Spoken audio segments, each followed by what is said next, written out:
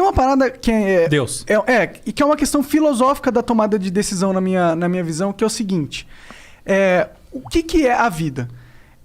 A partir do momento que teve o Big Bang... A partir do momento... É um meme. Que teve o Big Bang... as equações meio que foram setadas de como o universo seria. Porque você tem todas as partículas que estão dentro do sistema ali, e você tem a lógica pelo qual o sistema vai reger essas partículas. Então, se você saber aquela matemática do Big Bang, você, em teoria, consegue calcular tudo que vai acontecer no futuro. Nossa, você trouxe uma coisa absolutamente maravilhosa, tá? Uma discussão absolutamente maravilhosa.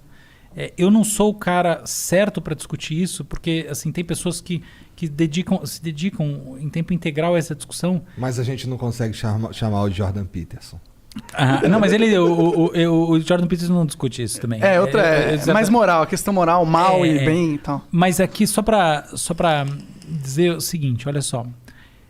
Essa ideia é uma ideia que pressupõe que o movimento das coisas ao longo do tempo, ele é necessariamente o fruto de um grande algoritmo, certo? Ele obrigatoriamente, portanto, ele pode ser revertido às suas condições originais, perfeito? Existe uma teoria alternativa, que é uma teoria computacional do que diz o seguinte: é só na computação das coisas que as coisas vão se revelar. O que significa o quê? Existe um componente de acaso, vamos falar isso de uma maneira bonitinha, existe uma estocasticidade intrínseca, que quer dizer só o seguinte: shit happens, que não é previsível por mais que você tenha todas as equações do sistema original. Tá? Então, mas por que não é previsível? Por que não seria previsível? Se você tem a lógica e o que a lógica infere. Porque você tem porque existe uma impossibilidade na própria ideia de você ter o algoritmo fundamental. Essa é a ideia.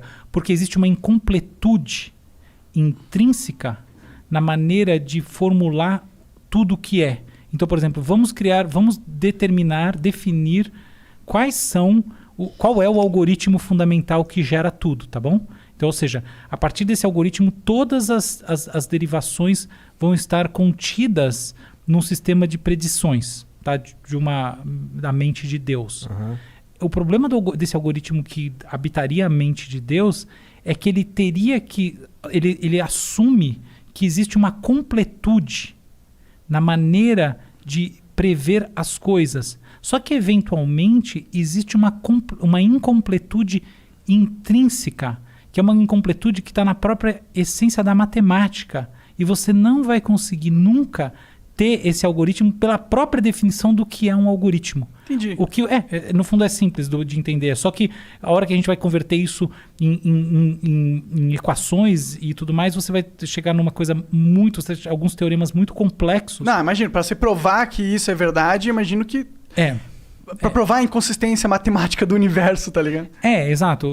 Assim, eu conheço gente, depois eu posso até indicar um cara pra vocês falarem. Talvez a pessoa mais inteligente que eu já vi na minha vida é o meu melhor amigo, por sinal, que é o Fábio Tal. Ele é um matemático, hoje em dia é professor titular do IME da USP. E ele é um cara que ele consegue colocar isso de uma maneira muito séria, porque ele conhece toda essa matemática. Então talvez seja uma pessoa legal para vocês conversarem sobre isso. E existem outros, tá? Mas o ponto... desculpa. Não é que eu só acho que se falou algoritmo de Deus, eu acho que é o oposto. Na minha visão, eu não acredito nessa visão o argumento que eu dei é destino. Existe uma lógica, existe a matéria, existe a lógica pelo qual a matéria funciona, portanto, tudo está predeterminado, nada do que a gente faz é realmente uma escolha. Aí está na questão da escolha. É sempre algo que a gente ia escolher isso porque é a lógica da vida. Eu não concordo com isso, eu não acho isso. Só que eu não acho que esse algoritmo tem a ver com Deus, justamente o oposto. Porque se esse algoritmo fosse verdade, a ideia de Deus não faz sentido. Muito bom, muito genial o que você falou, enormemente verdadeiro. Você não precisa de Deus para falar desse assunto, eu só usei a palavra Deus porque fica bonitinho. É isso mesmo. O algoritmo essencial. Talvez o algoritmo essencial não exista, porque existem hipóteses sobre como a gente pode criar fórmulas essenciais sobre as coisas que dizem que sempre haverá uma incompletude. Esse é o ponto, tá bom? E isso, na verdade, é um ponto que me deixa muito feliz, pelo qual ele aponta que talvez... Porque eu acredito em Deus, tá? E isso me aponta que que a hipótese de Deus, pelo menos, tem mais força na minha mente. Porque se fosse um matemático que dissesse que, porra, tá aqui escrito na matemática que tudo já foi pré-determinado, não faz sentido ter Deus. Por que Deus ia criar esse jogo e não dar livre-arbítrio? Por que ele vai querer ver um filme que ele mesmo escreveu, tá ligado? Mas aí a gente tá entrando numa parada filosófica que eu acho muito legal. Não sei se o seu público vai ter interesse. Ah, vai. Ah, não. Ah, não, então por mim podemos discutir essa parada muito legal. A propósito, é melhor você olhar por um outro lado, tá? Que assim, minha sugestão para você, que é a seguinte: a questão do livre-arbítrio, ela não necessariamente ela precisa ser relacionada diretamente à questão da estocasticidade das decorrências ao longo do tempo, tá bom? Isso é.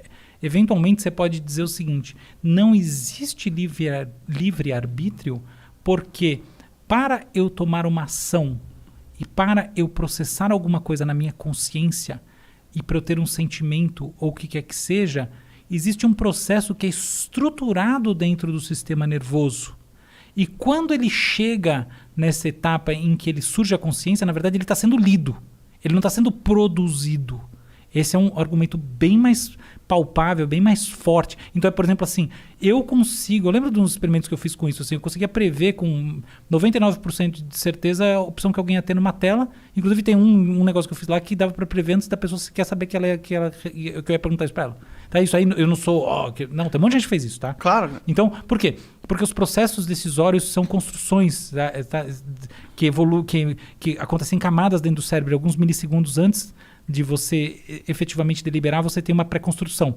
Então, esse seria supostamente um argumento contra o livre-arbítrio muito mais consistente, que não depende necessariamente de você falar de toda a capacidade preditiva, porque a gente está... Ela é uma discussão meramente teórica. Entendi. Tá? E a incompletude matemática, na verdade, ela não tem nada a ver muito com essa discussão, porque ela é uma discussão que está muito mais dentro da própria filosofia da matemática. Tá? Tem um cara chamado Gödel que escreveu sobre isso, tá? Na verdade criou um teorema e a partir dele um monte de filosofia em torno que gerou esse papo todo.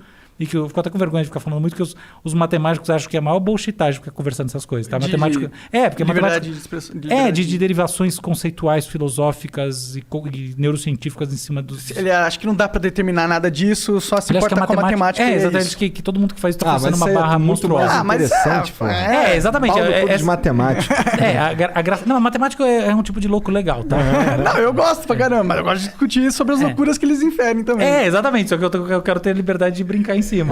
Mas matemática em geral, o matemático bom mesmo, assim, dos grandes do mundo, não acham essa discussão tão séria, tá? Mas fecha o parênteses aqui, não importa. A questão é que eu acho que a gente tem uma discussão de livre-arbítrio que é muito mais importante hoje em dia, que é essa. Então, por exemplo, se eu faço uma neurocirurgia e através dela eu insiro circuitos cerebrais usando a chamada neuroprotética, tá? Então, coisas que eu posso eventualmente estar mapeando no seu cérebro através de, por exemplo, eletrodos, aquilo que você está formando em termos de inputs cerebrais e através de um algoritmo, né, de chamada inteligência artificial, prever alguns milissegundos antes da chegada à consciência, algumas coisas. Não todas, tá? Não pensamento abstrato, nada disso. Até se vocês quiserem que eu comente um lance do Elon Musk e do rei do caô, tem muito a ver com isso. Mas daqui a pouco eu chego lá. Claro. Só para pegar esse ponto como essencial, essa é a verdadeira discussão do livre-arbítrio hoje em dia do ponto de vista científico.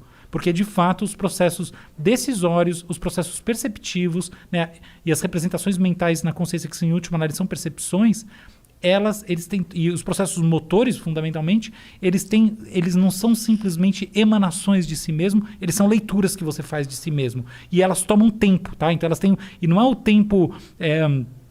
no sentido que os físicos tomam. Não. É o tempo do mundo físico, do mundo newtoniano, tá? Milissegundos, assim, tá? Não é o tempo. Não, milissegundos. Toma tempo esse troço.